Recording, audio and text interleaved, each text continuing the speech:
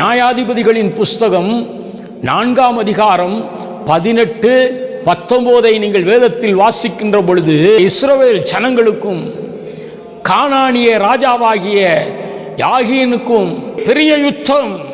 கானானிய ராஜாவாகிய யாகீன் தன்னுடைய படை தளபதியாகிய சிசேராவை அனுப்புகின்றான். அந்த சிசேரா 900 ரதங்களோடு கூட அவன் படையெடுத்து வருகின்றான். மிகப்பெரிய பராக்கிரமசாலி, மிகப்பெரிய யுத்த வீரன்.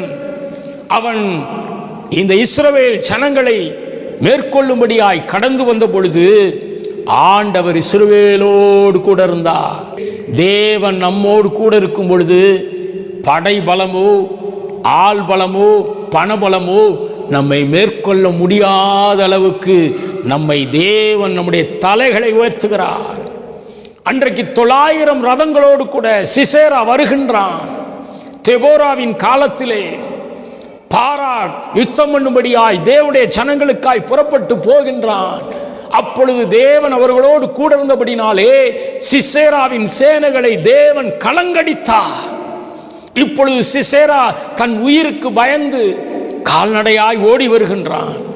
ஓடி வருகும் பொழுது யாகேல் என்று சொல்லக்கூடிய சகோதரி, வாரும் உள்ளே வாரும் என்று சொல்லி அவருடைய வீட்டுக்குள்ளாக அழைக்கின்றார்.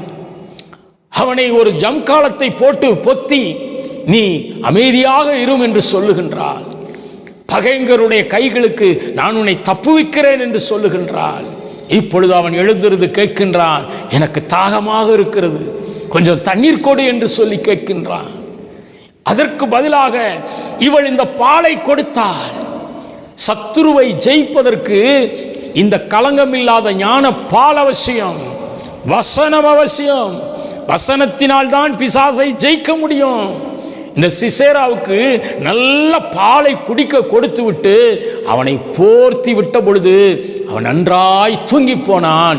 இப்பொழுது ஒரு பெரிய கூடார ஆணியை எடுத்துக்கொண்டு வந்து அவருடைய தலையிலே நேராக வைத்து ஒரு சுத்தியலை வைத்து அடித்தாள்.